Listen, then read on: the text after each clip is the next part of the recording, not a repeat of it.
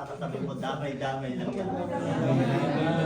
Pero kapatid, damay-damay lang yan. Siyempre, nandito tayo sa Lord. Dapat kasama tayo ng Lord. Damay natin ang Lord. Yan ang ibig sabihin ng Lord yan. Makibasa tayo sa sa verse na binigay ng Lord yan. Esther, chapter 4, verse 12-13. Na matanggap ni Mordecai ang sagot ni Esther. 13. Ganito naman ang pinasasabi niya. Huwag mong makakalaing dahil nakatira ka sa palasyo ay ikaw lamang ang makakaligtas sa lahat ng mga Diyos. Kapag ipinagpagwalang bahala mo ang pangyayaring ito, tiyak kami magliligtas din sa mga Diyos. Ngunit manilipon ka at ang iyong angkan. Anong malay mo? Baka nga napunta ka riyan para maging kasangkapan sa ganitong pagkakataon. Amen mga kapatid? Panalangin natin ang binigay na verse na Yes, O Lord God. Hallelujah, hallelujah, Jesus. Lord, maraming salamat po na Panginoon sa dinako mo kami sa gawain ng itong Panginoon. Dinala mo ang mga paan ng mga anak dito sa kapakinig at mag-aaral ng iyong mga salita, Panginoon. Panginoon, wala akong anak, bobo ako, Panginoon. Ibaba mo ko sa pinakamababa, Panginoon. Pakalinisin mo ko, Panginoon. At ang mga salita mo lamang, Panginoon, maitaas sa araw nito, Panginoon. Ang mga salita mo lamang, Panginoon, ang mga masasabi, Panginoon, ikaw mangungusap sa kanila. At yung mga salita mo, Panginoon, itanim sa puso nila, Panginoon, na pagbungahin mo ito, Panginoon, at makita sa kanila ang hindi mananampalataya na Panginoon na ito ang binhi na itinanim sa kanila, Panginoon. Panginoon, ikaw na pong bahala sa araw nito, Panginoon. Itong nasa loob ng kwartong ito, Panginoon, pakalinisin ito kung itong kandangan ng kaaway. In Jesus' name, nililumiyok namin, Panginoon, ang kaaway nito, Panginoon. Panginoon, kayo po bahala sa magtapong ito, sa gagawin namin, Panginoon. Kayo po bahala. Tinatas po namin ito sa nagisa at nakilang pangalan. In Jesus' name, Amen. Amen. Amen. Makakapo na po tayo. Ako na po tayo. Yes, salamat sa Lord sa magandang mensahe na binigay natin. Ito kasi, papagbalik mo. Dito kasi sa kwento ni Esther, actually lang to 10 chapter lang siya. Kung babasahin natin yung po, talaga maiintindihan natin kung ano yung story ni Esther. Sa story na to, si Haring, meron kasi dito si Haring Xerxes. May isang siya, di ba may asawa siya, si Reyna Basti. Basti ang pangalan ng Reyna niya. Ito kasi si Haring Xerxes. Siya yung, may pagkakatanda kong 127 na parang lalawigan yun Nasakop niya yung lahat niya. Ngayon, sinuraynan niya na sinabi niya kay Reyna Basti na sama ka sa akin, makikipagkita tayo sa inyo, dumano ka sa pagtitipon na yon. Ito si Reyna Basti, matigas ang ulo. Parang nung pinasabi ni Haring Xerxes dun sa kanyang mga alagad, sa 7 alagad na nasunduin niyo si Reyna. Kasi gusto mo ipatong yung corona, mag-beat siya, para ilalabas pag mayroon muna ito rin ngayon. Matigas ang ulo. Hindi niya pinansin. Ngayon, parang nagalit yung hari. Sinabi niya kay doon sa mga ano bang dapat natin gawin dyan kasi masyadong matigas ang ulo. Ngayon, sinadjust ni nung 7 na, total, matigas naman ang ulo niyan. Palitan mo na yan. Alisin mo na yan bilang Reyna, maghanap ka ng bago. Ganyan na gano'n. Natuwa itong parang sabi, kaysa maging sakit ng ulo ko to, palitan ko to. Ngayon,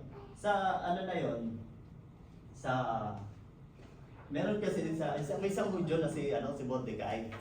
Si Mordecai, siyempre, nandun naman siya sa Ngayon, meron siyang pamangkin. Parang, inampun niya kasi si Esther. Si Esther, ulila na siya. Ngayon, si Esther, maganda siya. Halos si Mordecai na yung nagpalaki sa kanya kasi tinuring niya parang anak na ngayon siya. Ngayon, noong time na yon, siya nga yung isa sa napili na ipapaano sa kay Haring papakita, parang siyang mapili na Ngayon,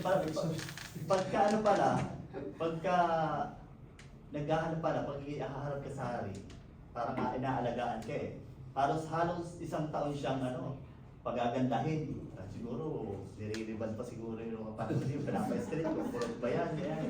Para iharap ka sa para pag nakita ka ng hari, ikaw yung mapili. Kasi once na hindi ka pinatawag ng hari, hindi ka pinabalik ng hari, ibig sabihin hindi ka napili. Ganyan tayo. Oo, hindi kanya tayo. Ito si Esther, maganda siyang babae. Ngayon, siya yung nagustuhan ng hari, yung Haring Xerxes. Kaya nagustuhan, and then, yung mga panahon niya, kasi isang taong siyang pagagandahin, 6 na buwan siya nilagyan ng langis, at saka ng mira. 6 na buwan siyang pinababanguhan. 6 na buwan siyang pinabanguhan. Di ba? Pero ang pagkakamali ni Esther, hindi niya sinabi na isa siyang Hudyo. Kasi di ba angkat siya ni Benjamin siya, angkat siya ni Benjamin. Ngayon, isa siyang Hudyo.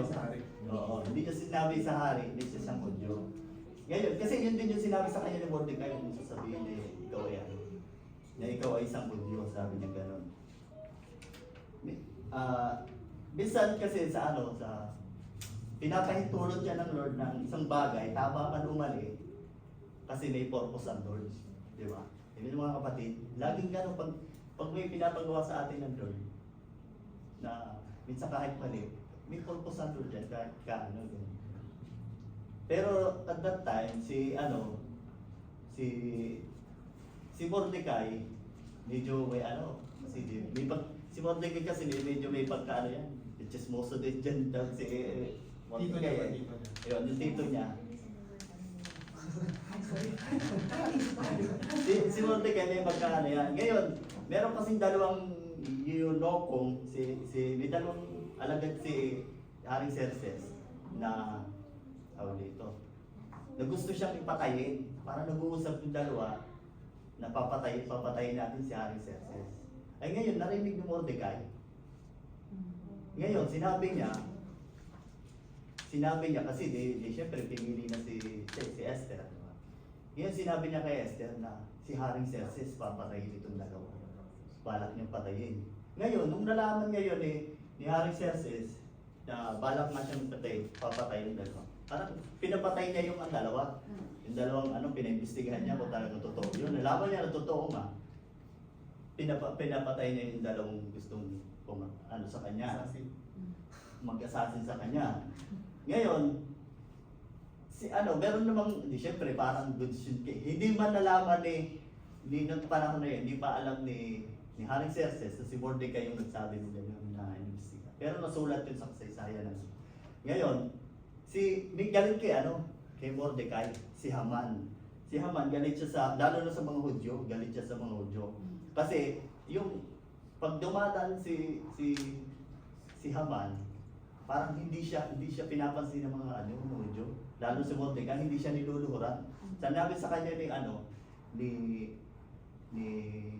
Haman, ba't hindi ka lumuluhod sa akin? Ang sagot ni Mordecai, isa lang niluluhuran ko, isa lang sinasamba ko, ang Lord lang.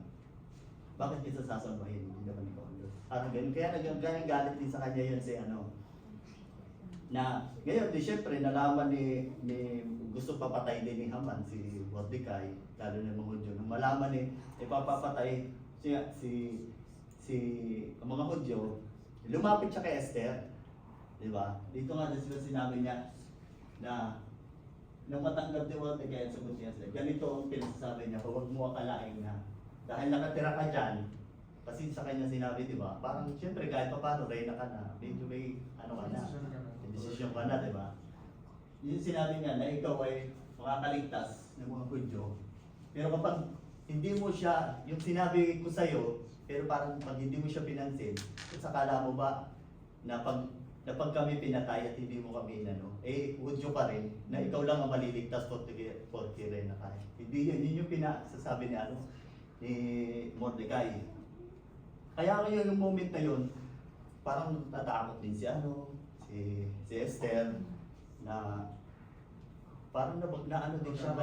Kaya ang ginawa niya, parang pinatawag niya yung mga kasama niya, yung mga alila niya, mga maid niya, na mag-ayuno tayo ng 3 araw lahat ng mga na tatlong araw sila nag-ayuno para alam niya kung ano yung desisyon na gagawin niya.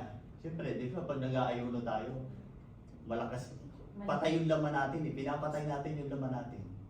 Pero yung Holy Spirit natin pinapalakas natin. Yun yung purpose ng pag-pray and fasting, yung pag-ayuno. Kaya ganun ang ginawa niya. Para magkaroon tayo ng wisdom na galing sa Lord. Kaya yun yung important ng pag-aayuno. Para, di ba, pag may hinihiling tayo, pag may gusto tayong gawin na desisyon, na nahihirapan tayo, ipag-pray natin. Pag-pray, fasting natin, itaas natin sa Lord kung ano yung wisdom na ipapaisip ng Lord sa atin. Diba? Na para magkaroon tayo ng wisdom. Di ba? Sa ano natin, para alam natin yung, lagi tayo may choice. Kasi minsan sa buhay nga natin, di ba, gagawa tayo ng mga choice sa ano natin, dito sa trabaho natin, trabaho ba o church. Lagi niyang parang magkaroon tayo ng wisdom. Di ba? Trabaho ba o church yung pipili natin.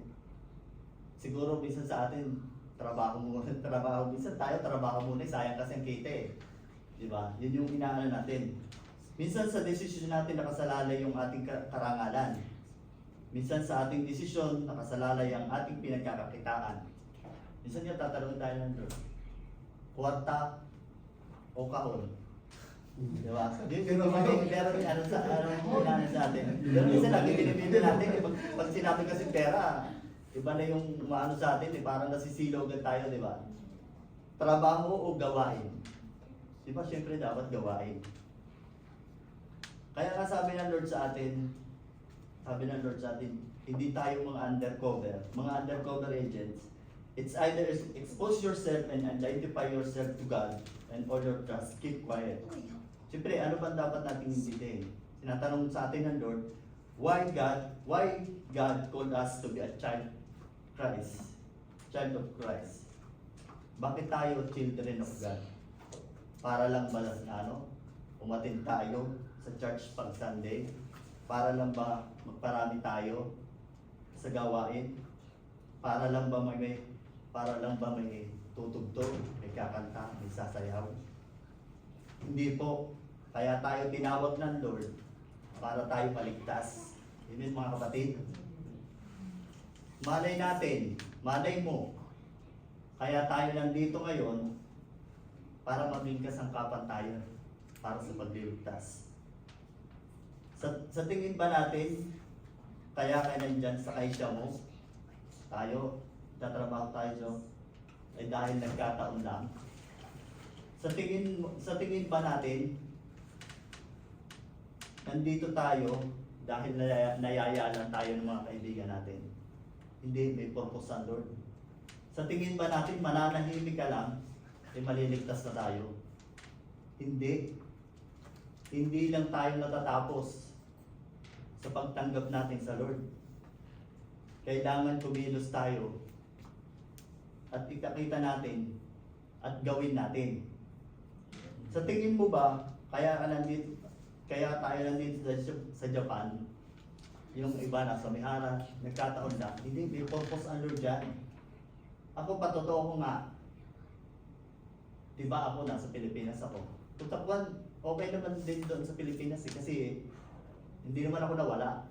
May gawain din naman ako doon. Actually, bago ako makarating dito, bago ako kabalik, nagtitraining na ako bilang music ministry. Kasi hindi kagaya dito na pag gusto mo lang kumanta, sabihin mo lang kay Nay na, Nay, magmi-ministry ako. Kakanta ko. Hindi lang ganun. Kasi lalo na sa mas mahigpit, pero doon sa talent namin, sa Cavite, ganun din, medyo mahigpit. Hindi ka basta-basta makakapag-training. Na sabihin mo lang na, ay dati ako music doon ministry. Hindi ba ako mag-music niya? Hindi. Kasi, noong that time, kailangan pang, ang recommendation ni nanay, kailangan pang alam ni nanay na, ay si Brother Tony galing siya dito sa Hiroshima, na ministry siya dito.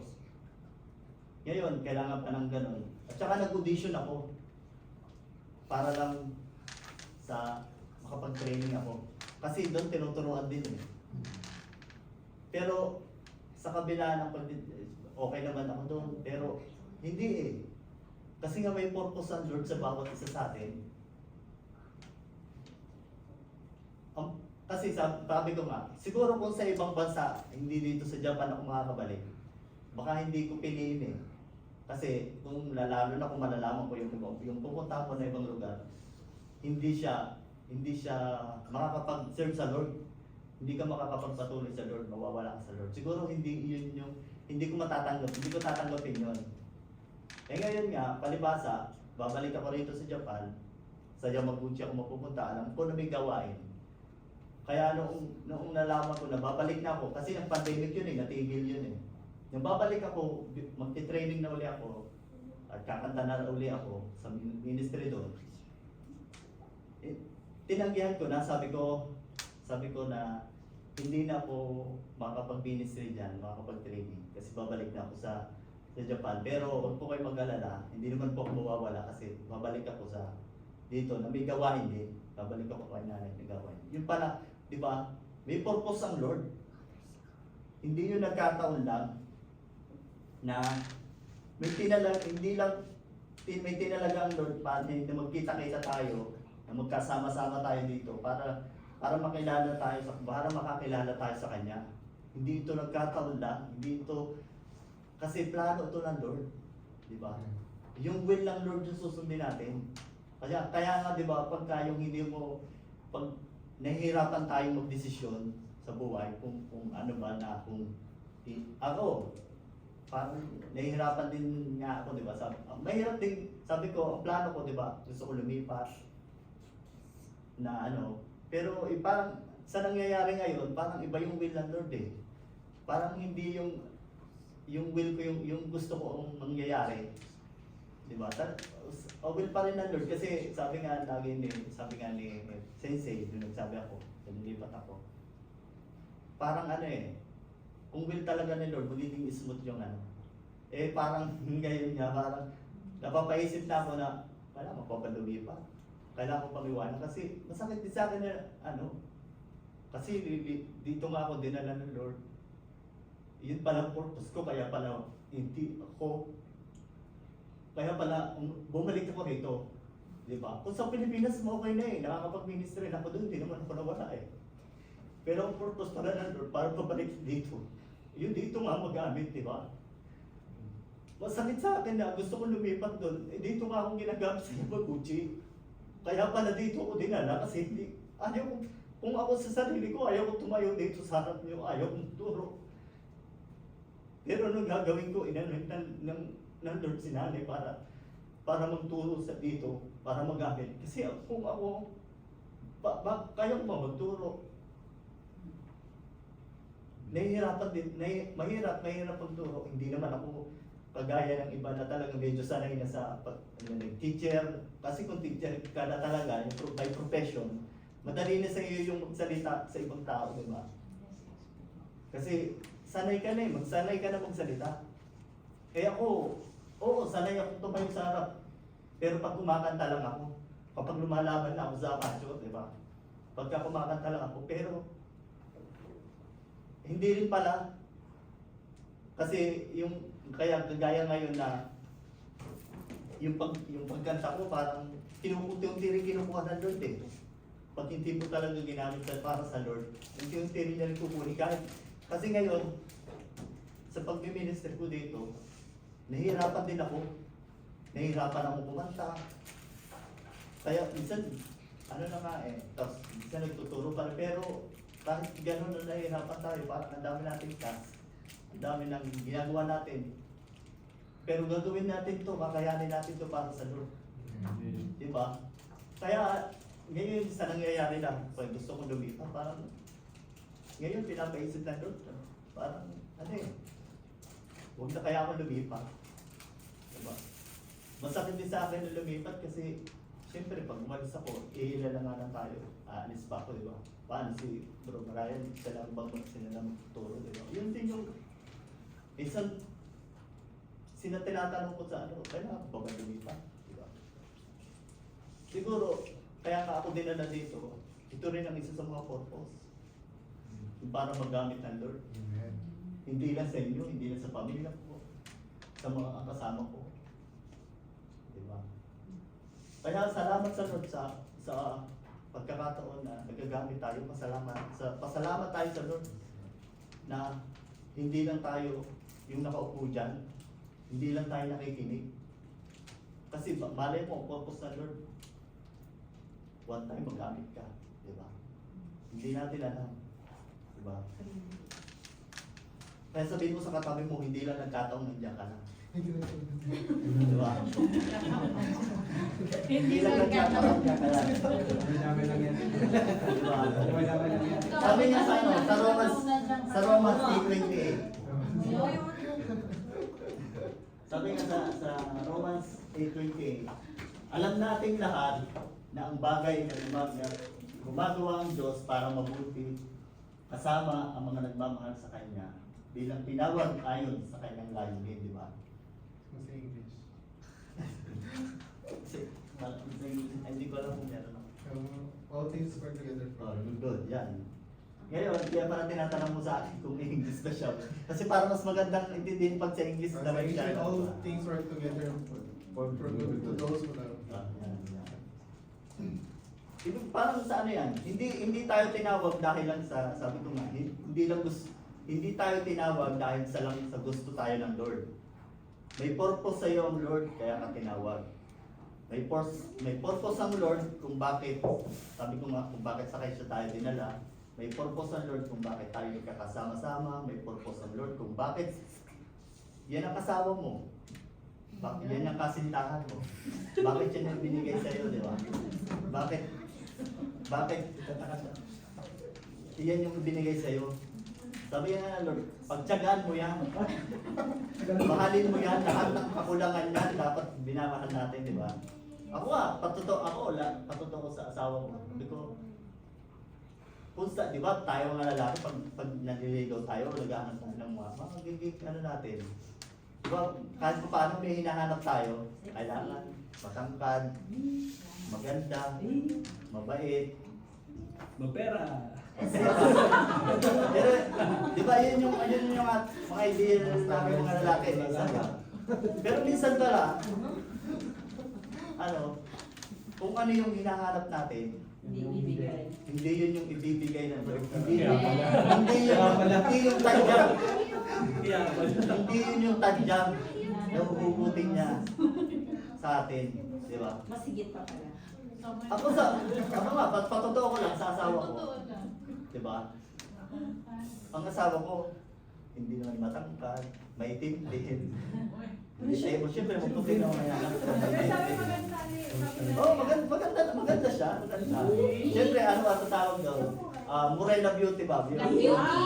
Black beauty ba? Oo, kayong black beauty. Ngayon, siyempre, parang siyempre, na kami ngayon, 13 years na kami kasal. Pero, sabi nga, pagtiisan mo, lahat ng kakulangan niya, lahat ng kamalian niya.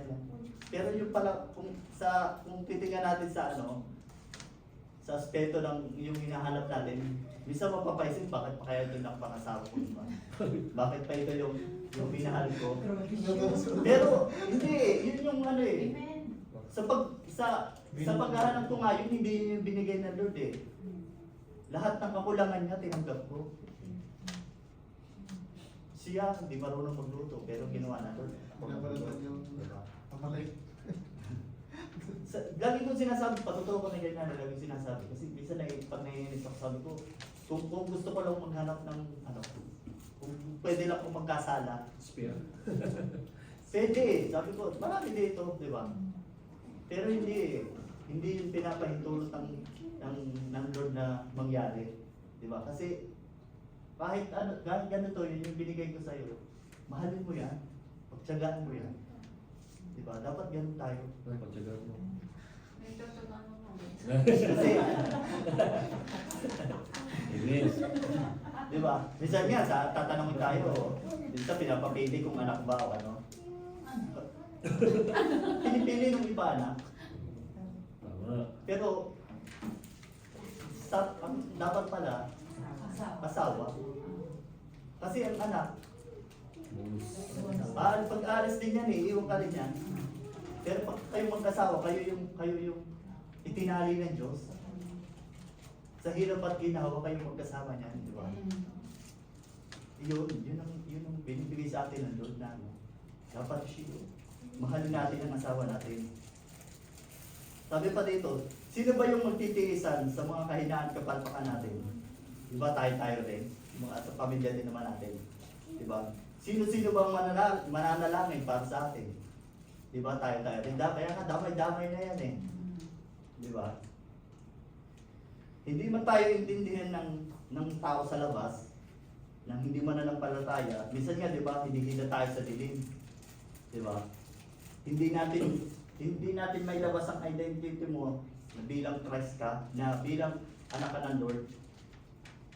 Minsan, di ba, minsan pinagpapalit pa nga natin ang Lord sa overtime, sa pagkain, sa pera.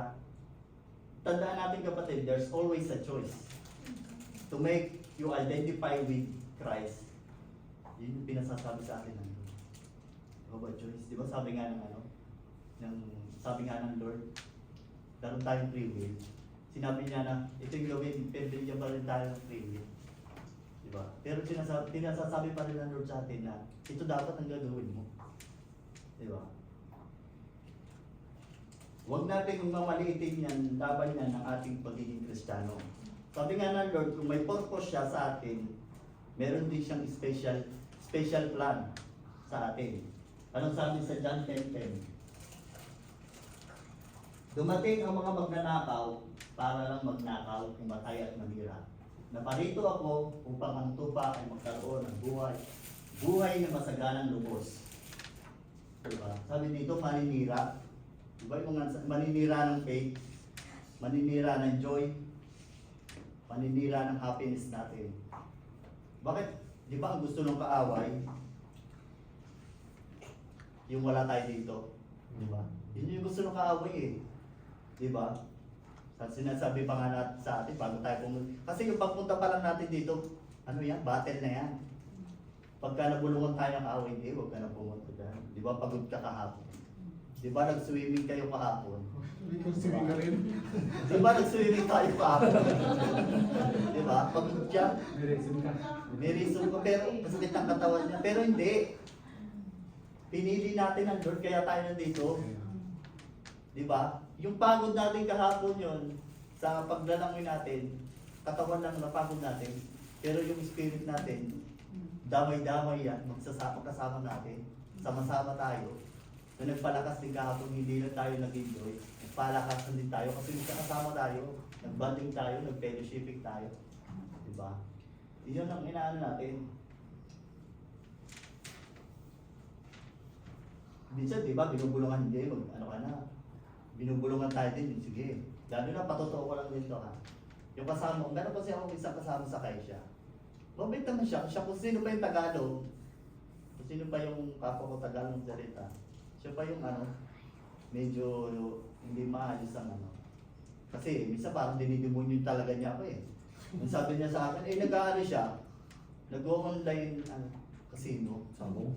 Online casino yung mga... Sa atin sa Pinas. Oo, sa online yun. Yung parang- Ngayon, syempre nakikita ko ganyan. Nakikita ko siya. Sabi niya, syempre habang dito ako sa kabila, parang nag-share ng word of God kasi di ka kwento na rin. Siya nandun. Nagkakasi-kasi ng ganyan. Tapos ano tapos ganyan. Tapos parang nakwento niya ganyan. Di ako ganyan lang. Sabi niya, hindi magsugal ka na. Ano bubulong din sa akin gano'n, literal. Sabi ko, parang kang demonyo. Tinulong mo talaga siya, nireview ko, parang kang demonyo ha. Sabi ko, yung binubulong mo sa akin, magtagal ko nang ginawa yan. Diyan ako galing din eh, sa Pilipinas nga habang nagtatrabaho ako, nagtatalpak ako eh. Habang nagtatrabaho kami, habang nasa schedule na ito 5 ka, habang naghihintay kami ng gagawin, doon kami sa isang sulong ka, talpak din. Kasi kahit iwanan mo lang yung cellphone mo dyan, trabaho ka dito, nakatago yung cellphone mo, pag tumaya ka dyan, mamaya mo balikan, tingnan mo kung panalo o hindi. Ganun kami sa Pilipinas. Naranasan ko, galing na ako dyan, sabi ko, nireview ko, galing ako, sabi ko, dyan ako galing, wala yung naidulot na maganda. Tapos sabi ko, ikaw bahala, kung gusto mo yan, choice mo yan eh. Diba? Kahit ano mong share ko sa kanya, kung hindi ka naman nakikinig, wala. Di ba? Minsan nga, inaano pa, talagang ano siya, pagka minsan aksidente siya, ganyan. Siguro pinapanalangin mo. Ginagawa niya. Sabi ko ba, hindi ako nagpapahinto sa ano siya. Kasi ano siya eh, tawag dito. Una, nahulog siyang nahulog siya, di ba, nagtatrabaho siya, pagdating niya ngayon, dumula siya, naghulog siyang gano'n, yung ano niya dito, ganito siyang kalaki, pasaan niya, ganito kalaki, para siyang napadel. Tapos, umaga nangyari yun, pagkatapos ng tanghali, hapon na, natamaan siya ng spatter dito. Eh, syempre, kakawaiting lang niya yan, no? Binabara-bara niya. Spatatory. Oo. Natamaan siya dito. Pagkasunod lang yun, ha? As in sunog to, pag tinignan mo ganyan. Tapos hindi pa siya gumagaling, ilang araw, doon ulit na naman, mas lumaki. Kaya minsan sinasabi niya, siguro pinapanalangin mo ko. Ginagano niya. Kasi minsan dyan, sabi ko, Kaya nag-gloves. Nag-ano. sabi ko hindi ako umayan, sabi ko nga, panalangin ko nga sa inyo lahat eh. Makasama kayo sa akin doon eh, makapakinig kayo ng, yun yung panalangin ko sa inyo, bakit yung papanalangin mo pa ako, di ba? Parang binilita ko na yung kaluluwa ko sa demonyo kung ganyan yung panalangin ko, di ba? Kahit ganyan na ginagawa mo sa akin, kahit kung ano, binubulong mo sa akin, hindi. Papatuhin kita ng tinapay. Word of God pa rin ang sasabihin ko sa iyo. Ako, ilang beses ko siyang in-invite. Ilang beses ko siyang, nung bago-bago pa siya, yun yung, sige, sasama siya. Tapos, hanggang sa ewan ko ba, kung tama yung ginawa ko, nagsawa na ako, kasi paulit-ulit na lang eh, kada invite ko, ang daming dahilan. Kaysa daw tumatapat ng tumatapat, yung pagpunta daw ni Pastora dito, tumatapat ng linggo, na Sabado may pasok kami. Ganon, madami niyang dahilan. Sasabihin mo, iladahilan mo sa akin yun na minsan pag wala tayong, sasabihin mo sa akin, may pasok tayo ng Sabado, tapos linggo gawain. Sabado, minsan sasama ka mamimingwit, di ba? Ay, wag mo iladahilan sa akin na yung Sabado, hanggang sa nagsawa na lang akong i-invite ka. Di ba? Although, dapat hindi tayo nagsasawa na gawin, siyempre, tapan tayo minsan, napapagod na rin tayo di ba? Di ba at least nagawa mo yung part? Ganon. Yun naman din yung, siguro nga yun yung purpose ko na, kaya tayo dinala dito, di ba? Kasi, para nga, magamit tayo sa iba. Kasi ako naman doon sa dami namin kasi hindi sila sumasama, pero hindi ako sa iba nagsasawa na mag-share. Basta pag tayo dalawa kwentuhan dyan sa tabi, hindi ko masisigi sa iyong ulog ka. Di ba? Kaya minsan pagka pinapadaan ako sa pagsubok hindi nila nakikita na may pinagdadaanan ako. Kasi, siguro, hindi nila nakikita na nag-struggle ako. Kasi, alam ko, pag may struggle ako, tinas ko na sa Lord. Pinakilos ko na, Lord, kumilos ka sa buhay ko. At yun siguro nakikita nila. Diba? Dapat ganyan yung imahe natin na hindi yung Kristiyano tayo na araw-araw tayo nandito, pero pag pinadaan ka sa pagsubok, pag pinadaan ka sa mga problema, na nalulugmo ka, na hindi makita sa iyo yung glory ng Lord, hindi makita sa iyo na may Diyos na kumikilos sa iyo, hindi dapat tayo ganun. Dapat pag pinadaan tayo ng Lord sa mga pagsubok, dapat mas lalo tayo tumitibay. Mas dapat lalo tayong yan tayo pinatatatag ng ating Panginoon. Yan tayo pinapatatag ng Lord. Di ba? Sabi nga dito,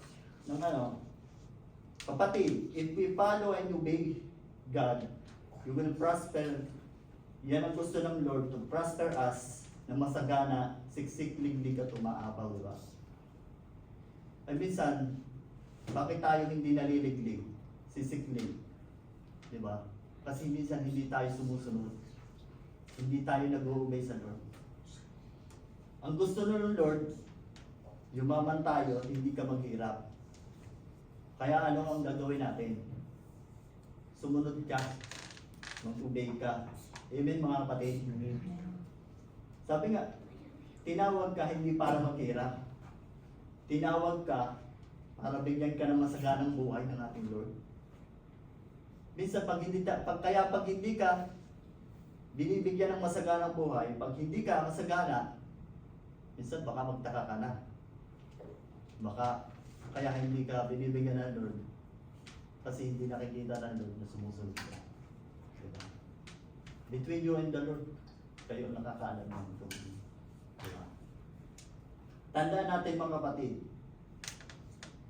time to follow is now.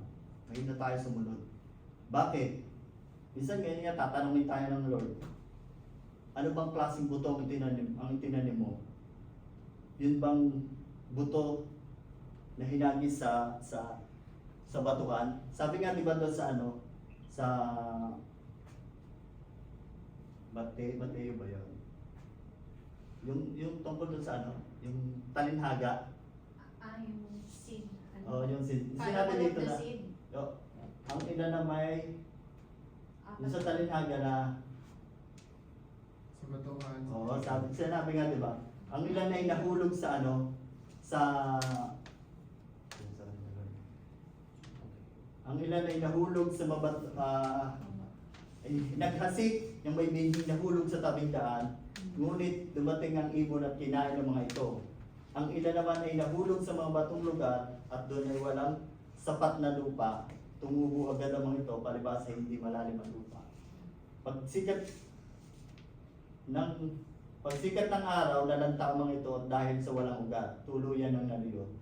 At ang ilan naman ay nahulog sa dawagan, lumago at siniksik ang mga ito. Ngunit ang ilan ay nahulog sa matabang lupa at nagbunga. At ang ilan ay nagbunga ng tig-100 at tig-60 at ang ilan naman ay tig-30.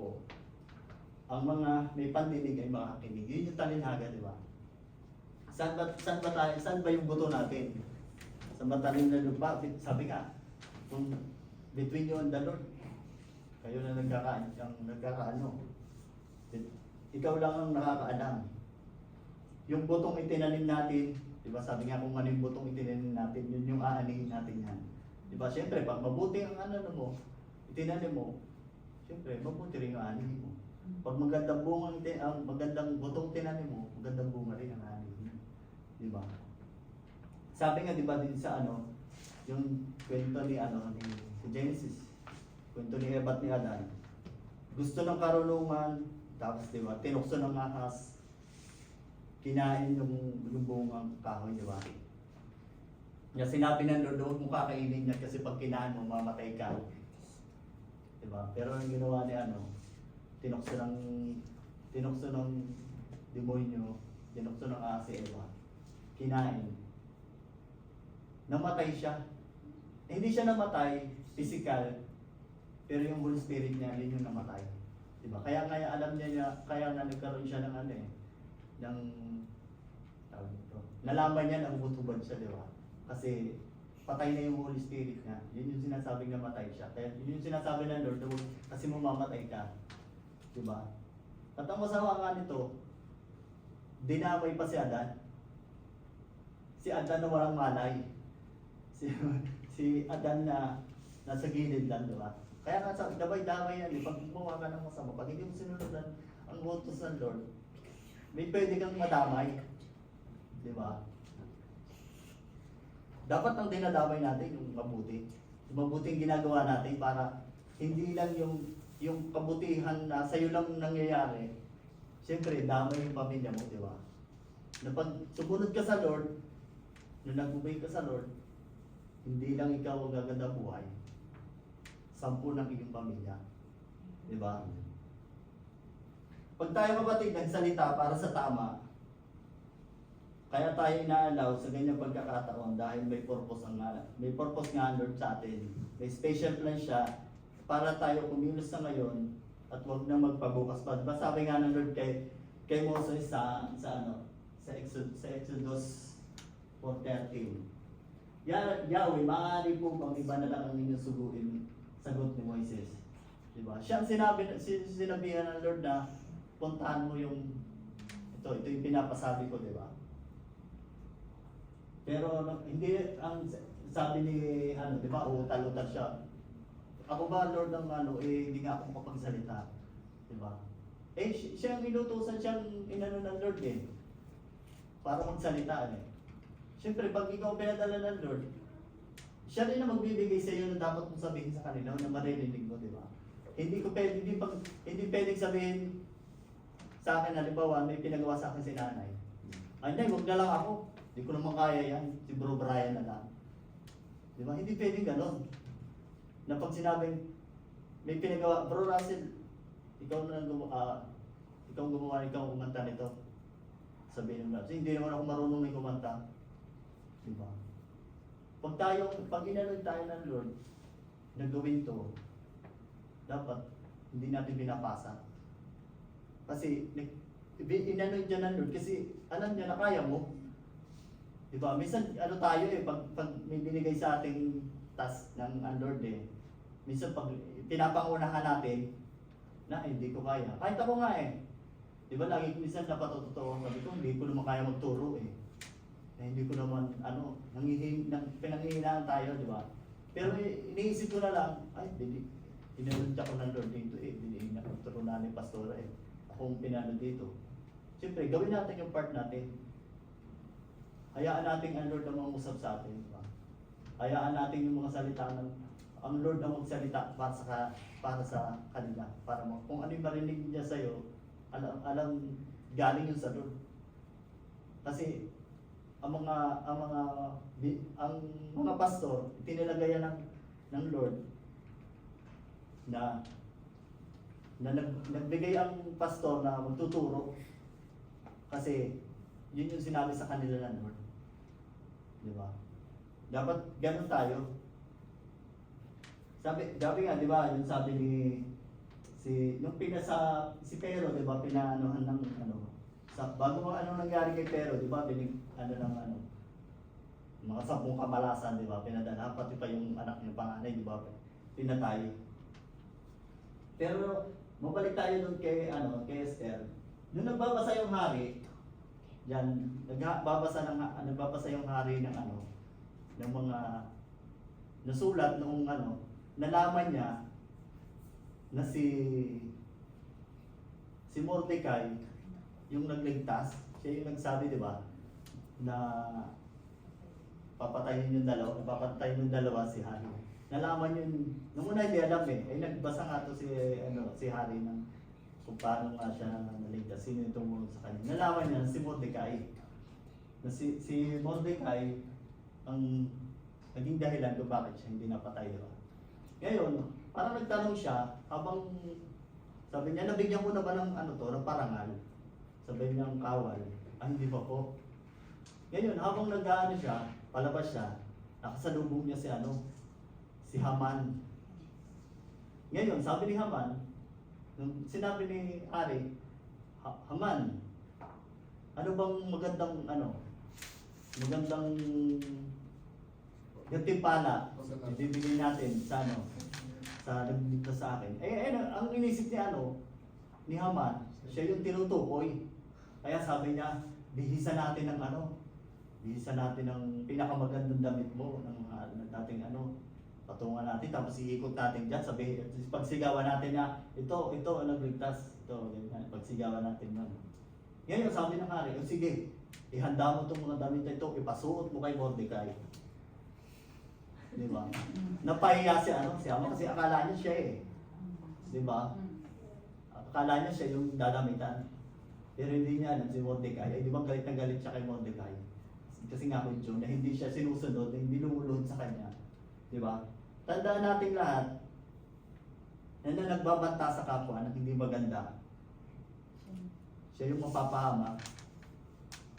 Kaya huwag tayong gano'n, di ba? Minsan kahit nga ang sama-sama na ng natin ang sama-sama na ng ginagawa natin, ang sama-sama na pala ng ginagawa sa atin, pero wala pa rin tayong karapatan na pagbantaan kasi para sa akin, kasi pinagbantaan mo na yan, parang lalo na kung sinumpa mo siya, parang sinuko mo na yung kaluluwa sa demonyo Diba? Yung ipapanalangin mo na mapahamak siya. Diba? Hindi maganda yun. Siyempre, kung masama ang ginagawa mo, sa'yo yun babalik. Diba? Kaya nga, diba, minsan, pagka iniisip mo palang na gawin sa minsan may nangyayari na hindi maganda sa hindi masayo sa kapamilya mo, di ba? Kasi, yun yung iniisip ko sa kanila eh. Possible yung iniisip mo na gawin sa kanila, siya yung mangyayari sa'yo. Ganon, di ba? Eh, itong si Haman nga, masyadong gitero na di pahiya siya tuloy. Di ba? Tapos nung nalaman ni nagpapapatay, di ba, ni Haman yung mga Hudyo, parang dito nga, nirebuke niya si Esther. Sinabi niya nga na balik mo nga dun sa first verse. Dito na, kapag pinagpawalang bahala mo, pangyayari ito, tiyak na maliligtas ka ng mga Hudyo. Ngunit malilipo lang yung akal. Anong malay mo? Kaya ka napunta dyan, kasi nga, at nanggagawin ka sa kapanan para makaligtas. Di ba? Kaya ang ginawa niya ni Esther, yung ginawa ni Esther, pumunta siya sa kasi pag pumunta siya sa hari nang hindi pa siya pinatatawag, ikaparusahan yan eh. Possible patayin ka na. Kailangan patawag ka ng hari. Kaya battle yun kay Esther kung ano ba yan, pupunta ba ako doon? Kasi nga, yan yung sinasabi ng Mordecai. Pupunta ba ako doon? Eh pagka hindi ako pumunta, ay pag pumunta ako, nang hindi ako pinatatawag, possible patayin ako, magalit yung hari. Diba? Kaya nga nagayuno siya eh. Kaya para alam niya yung gagawin niya. Diba? Kaya para alam niya yung gagawin niya. Kaya siya nag-fasting and prayer. Nandun sa Esther 4:15-17. Dahil dito, pinasabi ni Esther kay Mordecai, ipunin mo ang lahat ng mga Hudyo, susa, ipag-ayunin niyo ako, huwag kayong kakain o inom sa loob na 3 araw. Gabi mag-aayuno rin kami ng mga katulong kong babae. Pagkatapos pupunta ako sa hari, kahit ito'y labag sa batas, at kung dapat akong mamatay, ako nga ang mamamatay. Umalis si Mordecai at ginawa ang lahat tagubili ni Esther. Yan, di ba? Nag-ayuno siya, pinatawag niya para magkaroon siya ng wisdom, para alam niya kung ano yung dapat niyang gawin. E di ba, yung pag-ayuno niya, sabi niya, kung mamamatay ako. Di ba? Hindi, nagkaroon siya ng tapang na sabihin niya. Eh gusto kasi ng hari, gusto siya, di ba, ng hari. Sabi ng hari sa kanya, sige, bibigay ko sa iyo ang kalahati ng kaharian. Kung ano gusto mo, ibibigay ko. Eh di ba, sinabi din ni at that time, kasama si Haman. Sabi ni Haman ni Esther na, kasi papapatay nga ni Haman itong mga Hudyo. Gusto mo ipapatay ng mga Hudyo. Sila, nagalit din yung hari kay kay Mordecai. Sa huli na kwento na to, pinapatay din si Haman. Napatay din si Haman dyan. Tapos si Mordecai, siya yung nagantimpalaan kasi ang mga Hudyo sila yung nagantimpalaan ng hari. Kasi minsan sinasakop yung inaano mga Hudyo nga eh. Sa huli, naging mataas ang posisyon ni Mordecai. Kasi yun din yung inano ng Lord eh. Kasi maganda yung niya eh.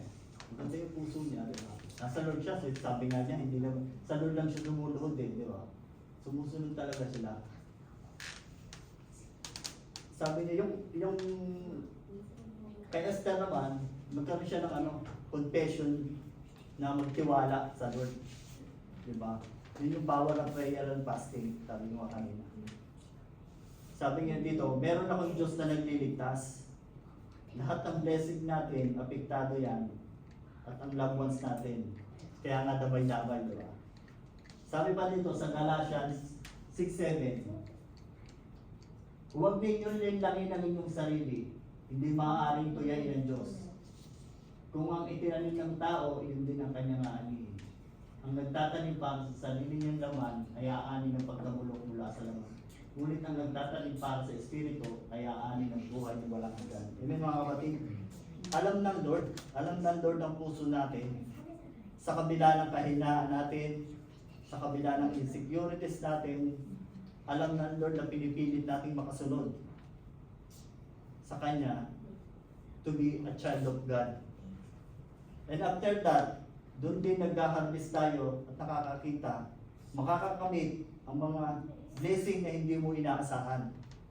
Yun ang dapat, yung minsan, di ba, minsan sa atin, di ba tayo, di ba ngayon nagbibigay ng ayuda ng Japan.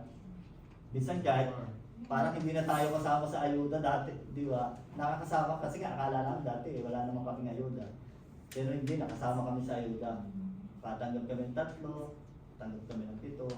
Tapos, nakakatuwa din na nung nagbigay ang, patutuwa ko lang din, nagbigay si Casado ng, kasi bihira magbigay yan parang magdadalawang taon na, isang beses pala nagbigay Nagbigay ng bonus si Casado, wala ako. Sabi ko bakit tigataon pa na, ay ang dahilan daw, umuwi ako sa Pilipinas, di ba nagbakasyon ako sa buwan. Parang yung cut-off na buwan na yun, nasama.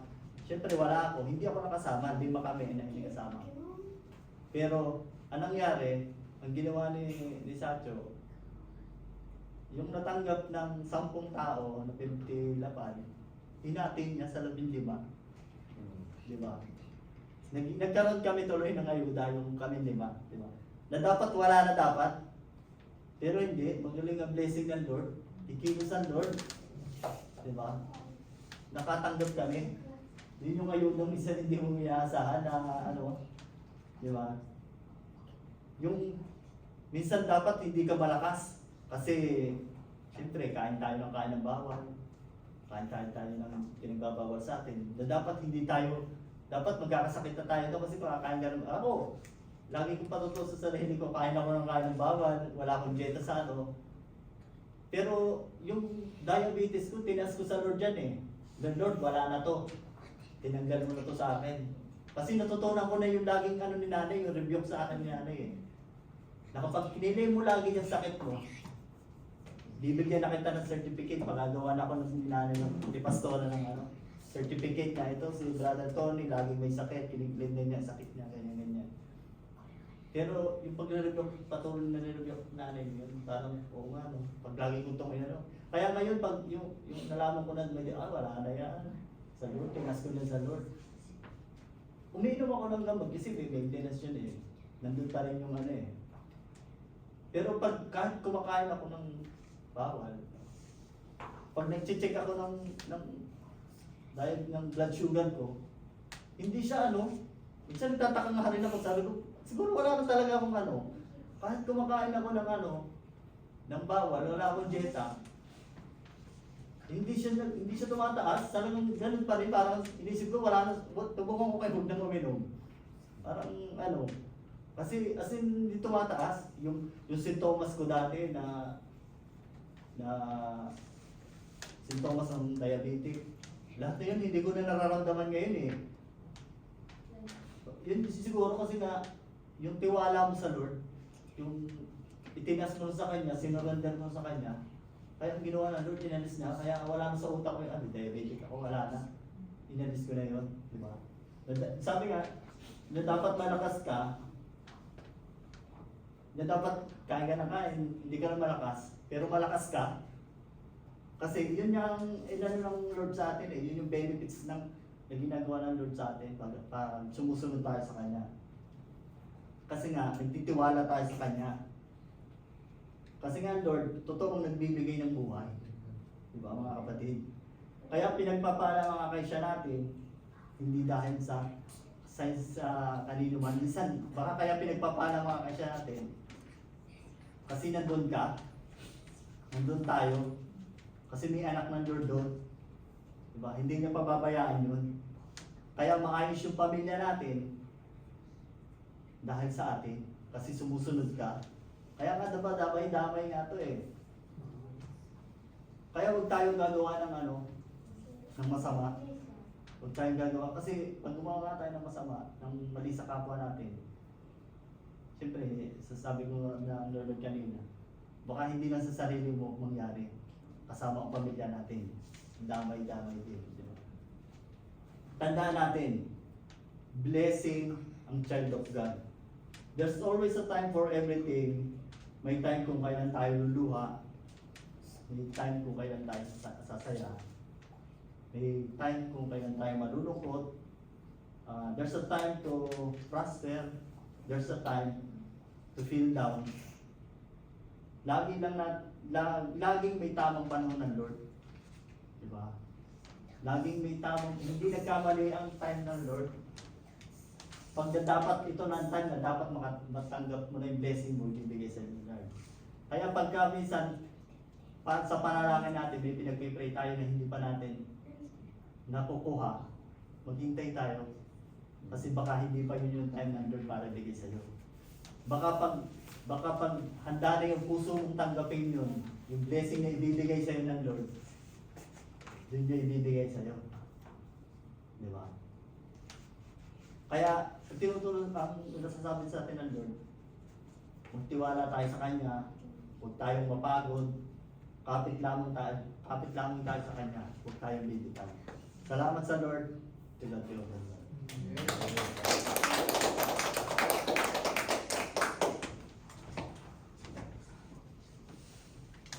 Ay, ayun po.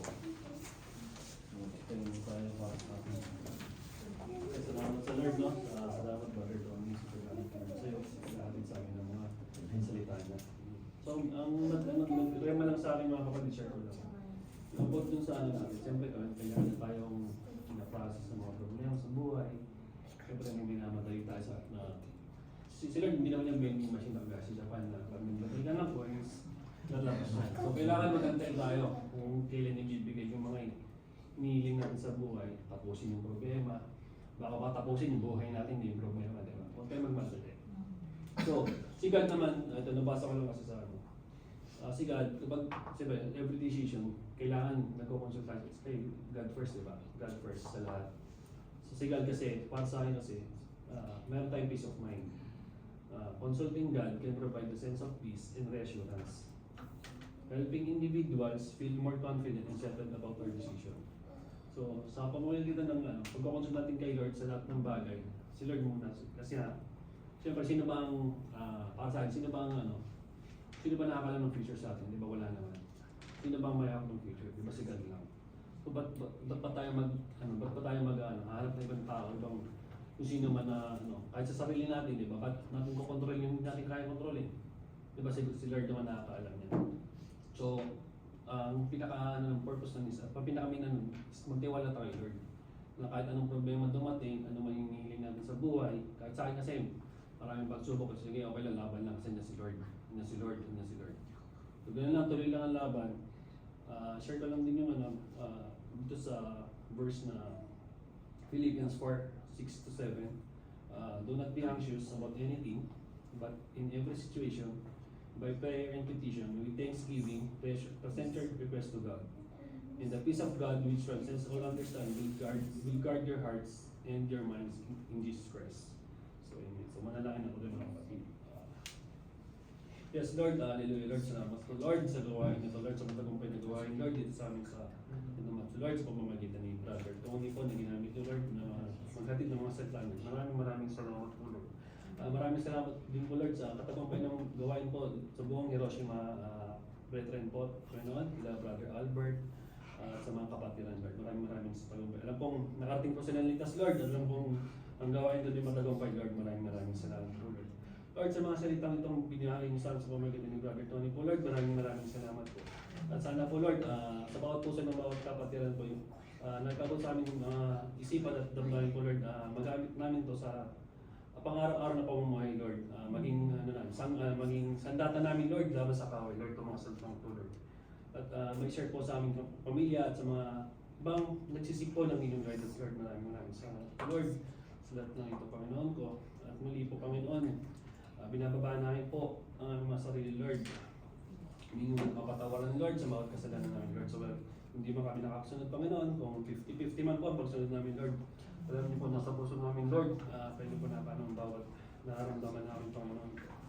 Lord, kayo pong bahala sa kaligtasan ng bawat kapatiran, Lord, na pag-uwi po namin, sa kabila po ng init, Lord. Alam kong hindi niyo kami pababayaan, Lord. Bigyan kami sa na hangin, Lord. At lilim Lord, kayo pong lilim namin Lord sa imitan sa Panginoon ko. Lahat po ay ligtas na makabalik Panginoon sa kanyang bahay po Panginoon. Muli po maraming salamat po Lord. Kayo na pong bahala sa lahat Lord. Sa lahat Lord, nataas namin kayo sa araw-araw Panginoon ko. In Jesus' mighty name. Amen.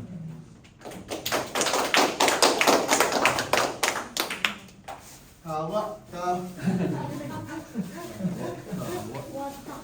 Malamig ba? Ayun.